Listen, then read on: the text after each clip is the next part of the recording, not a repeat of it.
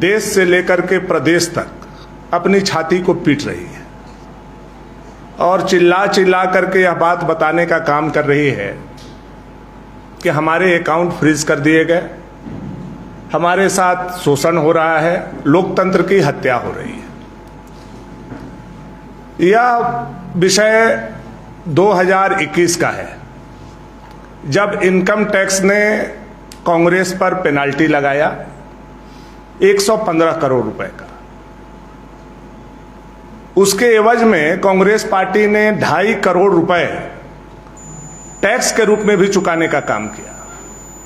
अगर उस समय गलती इनकम टैक्स किया होगा या कांग्रेस के ऐसा संज्ञान में था, तो उस समय उन्होंने क्यों लोकतंत्र की हत्या की बात नहीं कही, क्यों मीडिया में नहीं गए, क्यों देश के सामने बताने का काम नहीं किए।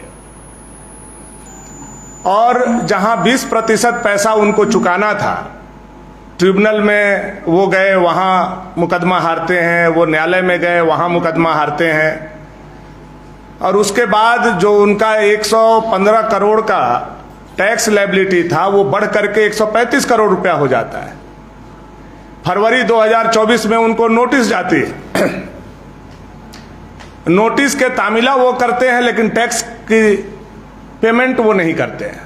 बाद में वो जो 135 करोड़ रुपए उन पर लायबिलिटी था, इनकम टैक्स अपने नियम के मुताबिक उसको फ्रीज करने का काम करता है। तब इनको चुनाव याद आता है कि चुनाव के समय में ऐसा किया गया। यह विषय 2021 का है, उस समय के पेनाल्टी का विषय है। आपने 2.5 करोड़ रुपया क्यों भरा, और आपने यह भी कहा था कि 20% राशि मैं उसको भर दूंगा। अगर आप उस समय 20% राशि भर चुके होते तो आज शायद आपका जो 135 करोड़ रुपए के लिए अकाउंट फ्रीज हुआ है वो नहीं होता। दूसरी बात इसमें जो जानने वाली आप लोगों के काफी जरूरी है कि कांग्रेस पार्टी का अकाउंट नहीं फ्रीज किया गया है। यह बिल्कुल असत्य है, यह बिल्कुल बेबुनियाद है और झूठा आरोप है। कांग्रेस पार्टी के कई अकाउंट हैं।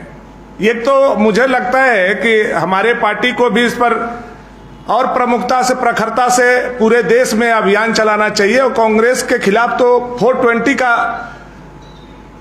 इल्जाम बनता है और उन पर वो केस चलना चाहिए। कई अकाउंट हैं, उसमें मात्र 135 करोड़ रुपए फ्रीज किए गए हैं और ये बोलते हैं कि हमारा पूरा अकाउंट बंद कर दिया गया, अब हम चुनाव कैसे लड़ेंगे, हमारे पास ट्रेन का किराया नहीं है, हमारे पास प्लेन का किराया नहीं है। वहीं इनके जो नेता हैं राहुल गांधी जी, वो चार्टर प्लेन से चलते हैं और अखबार मीडिया के मुताबिक ही जो हम लोगों के पास सोर्स है वो बताते हैं कि कांग्रेस के पास आज भी 1000 करोड़ रुपया से अधिक उनके अकाउंट में पड़े हुए हैं जो फ्रीज नहीं है, जो खाता संचालित हो रहे हैं। ये कांग्रेस झूठा आरोप लगा करके जो सिंपैथी गेन करना चाहती है, सहानुभूति लेना चाहती है, उसका पर्दाफाश करने के लिए आज हम लोग यहां आए हुए हैं। कांग्रेस पहले देश को लूटा, अब चुनाव में अपनी हार को देखते हुए वो इनकम टैक्स पर, कभी ईडी पर, कभी सीबीआई पर ठिकरा फोड़ने का काम कर रहा है। यानी वो पहले ही हार मान चुका है।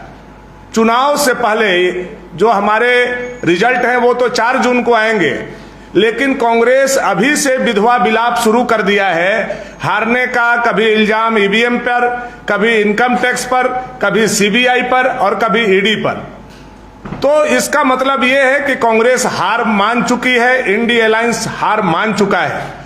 अगर ये बात सही नहीं है तो कांग्रेस के प्रवक्ता और यहाँ के प्रदेश अध्यक्ष जो आज प्रेस कॉन्फ्रेंस कर रहे थे, मेरे साथ डॉक्यूमेंट्स लेकर के और सभी पत्रकार बंधुओं को बुलाएं और उनके सामने हम लोग प्रमाणित करने का काम करेंगे कि इनकम टैक्स का ये पेनाल्टी कब का है, कब कब उनको नोटिस हुआ, कब कब ये न्यायालय में गए, न्यायालय से मुंह के खाने के बाद इनके अकाउंट में 135 करोड़ रुपए मात्र फ्रीज किए गए हैं।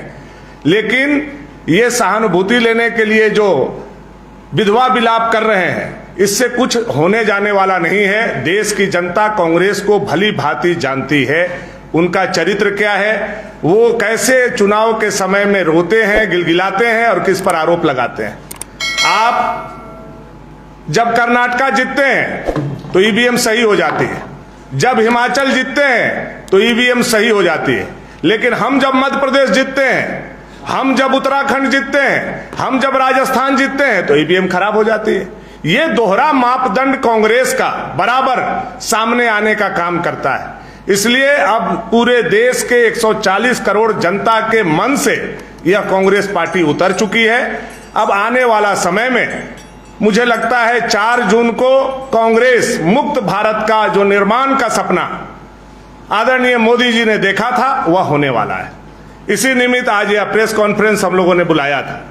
बहुत बहुत धन्यवाद। सर, एक सवाल है कि अभी आपने चूंकि प्रदेश अध्यक्ष का बात रखा उसी पे है कि उन्होंने ये सीधा आरोप आप लोगों पर लगाया कि इलेक्ट्रोल बॉन्ड पे जो कंपनी ने आपको चंदा दिया उसको आप लोग सीधे तौर पे ठेका दिए।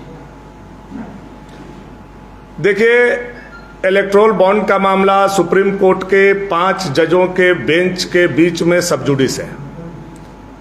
न्यायालय का किसी भी तरह का कोई निर्देश प्राप्त नहीं है और आप और हम एक जिम्मेवार पत्रकार और जनप्रतिनिधि होने के नाते इस बात को जानते हैं कि जब मामला सब जुडिस होता है वैसे विषय पर अपने वक्तव्य को रखना, अपनी बातों को रखना उचित नहीं है। फिर भी आप 20,000 करोड़ रुपए का जो आया है रिपोर्ट आप ही लोगों के माध्यम से आप लोग देखने का काम कीजिए कि 20,000 करोड़ रुपए में 14,000 करोड़ रुपए ये इंडी अलायंस के लोगों के पास कहीं ना कहीं चंदा के रूप में गया है।